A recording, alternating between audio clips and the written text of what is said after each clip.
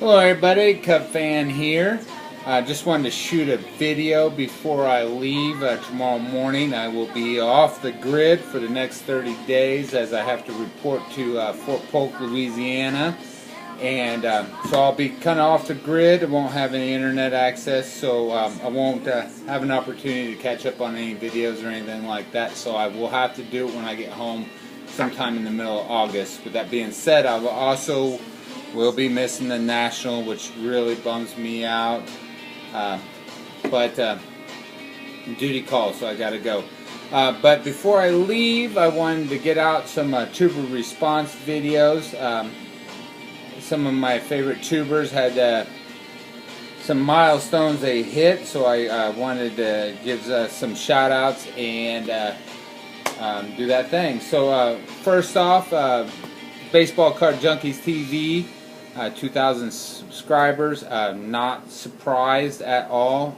It's a great channel, and both those guys, Tops 85 401 and Titanic Taters. I mean, I can't say enough about those guys. I really enjoy their channel and really enjoy their content a lot.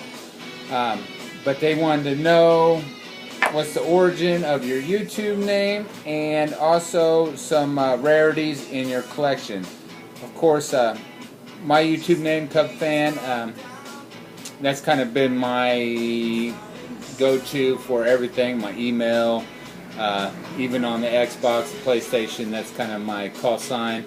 And then also 75 is the year I was born, and 23, that's for Rhino, of course. So a great Chicago number. Now on to some oddities. I really had to rack my brain on this because I don't have a lot of oddities that I've collected. I'm pretty mainstream, so I haven't done a lot of off-the-cuff stuff. But I did, in the early 90s, I kind of went on a mini phase. It was in college. I mean, that's the best I could say about it. But you know, like the mini 1991 top set. Everybody remembers this. Cards are only like this big, and I need to break it open sometime, maybe to get the chipper out, or just to, I don't know what to do with it. But yeah, there it is the 91 mini set. And then there was these little mini sets like this. This was the 88 Fleer.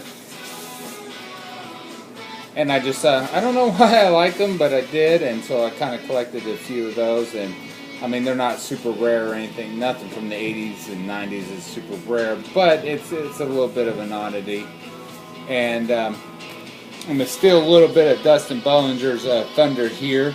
Is him and I collect about the same way. We don't collect the same things, but we have the kind of the same as in collecting on a budget. And one of the things that I liked was the 64 Topps Giants. And these are not super rare, but I mean, any kind of vintage collector will have some 64s. But the thing is that they weren't really mainstream. Hence, like a 64, the Mantle is you can buy them all day on eBay for 25 to 30 bucks in decent condition, and you would not be able to get a 64 Topps Mantle for even half that. I mean, you're in the 100, 150 range. So I mean, anytime you can pick up 64 of like Mays and Mantle for a decent price, and that's kind of what makes it an oddity to me. And so there's that. There's a 3 and 4, and then for the this is the best I can come up with. Was we'll go with 1 and 2 is my Ryan Sandberg PC, and I have several oddities in here, like the Barry Cola postcards, and then we also have I even have team schedules throughout the years, even a big one with Rhino. I can't remember where it's at. I think that was down here. Yeah, 91. Or 92, and then the 1990 scheduled All-Star, where Rhino won the Home Run Derby, And then we got box bottoms and things of that nature. And I mean, there's just oddities galore in here. The classics, the Purinas. I always thought those were kind of cool. And then, of course, there's my minis.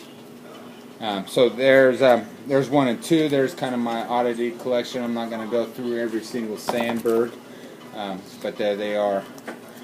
Okay, then next up is we have Dead Guy Cardboard, 500 subscriber.